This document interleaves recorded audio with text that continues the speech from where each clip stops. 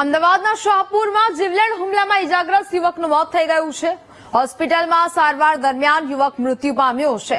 પોલીસે હવે હત્યાની કલમ ઉમેરીને વધુ તપાસ હાથ ધરી છે। નોંધનીય છે કે થોડા દિવસ પહેલા જ નિહાલ નામનો યુવક લંડનથી પરિવારને મળવા માટે આવ્યો હતો। પિતા બીમાર હોવાથી નિહાલ પાન પાર્લર પર બેઠો હતો, જ્યાં 2 દિવસ પહેલા નજીવી બાબતમાં અજાણ્યા શખ્સોએ છરીથી હુમલો કર્યો હતો। સંવાદદાતા અનિતા ફોનલાઈન પર જોડાયા છે।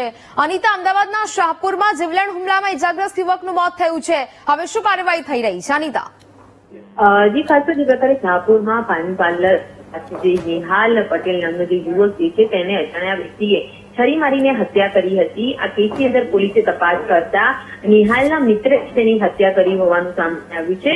આજે શાહપુર વિસ્તારની અંદર જે નિહાલના પિતા ઉપેન્દ્રભાઈ પટેલ, જે પોતે ઘણા વર્ષોથી પાન પાર્લર ચલાવી રહ્યા છે, હરિદર્શન અમૂલ પાર્લરના નામથી તેઓની આ દુકાન ચાલતી હતી।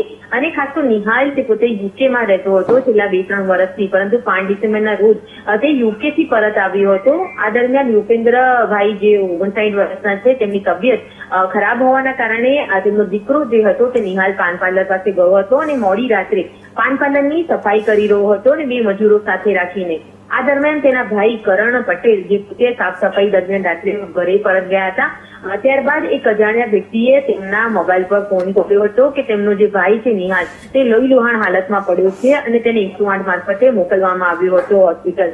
આ જે ફોન નંબર દરમિયાન આરોપી દ્વારા જે વ્યક્તિએ ફોન કર્યો હતો તેણે જ કબૂલ્યું હતું કે તેણે જ છરીથી તેની પર હુમલો કર્યો છે અને જે બગાડવું હોય તે બગાડી દો। આ મામલે જયારે શાહપુર પોલીસે ગુનો દાખલ કર્યો હતો અને જયારે નિહાલ છે તેની સારવાર ચાલી રહી હતી, એ દરમિયાન તેનું જે સારવાર દરમિયાન મોત નિપજતા ખુલ્યું હતું કે તેની હત્યા કરનાર તેનો જ એક મિત્ર હતો અને ઝઘડાની અદાવતમાં હત્યા કરી હોવાનું સામે આવ્યું છે। પરંતુ ઝઘડો શું હતો અને કયા પ્રકારની અદાવત હતી તે મામલે હાલ તો શાહપુર પોલીસે ગુનો દાખલ કર્યો છે અને જુદી જુદી ટીમો બનાવીને જે આરોપી જે છે તેની શોધખોળ શરૂ કરી છે।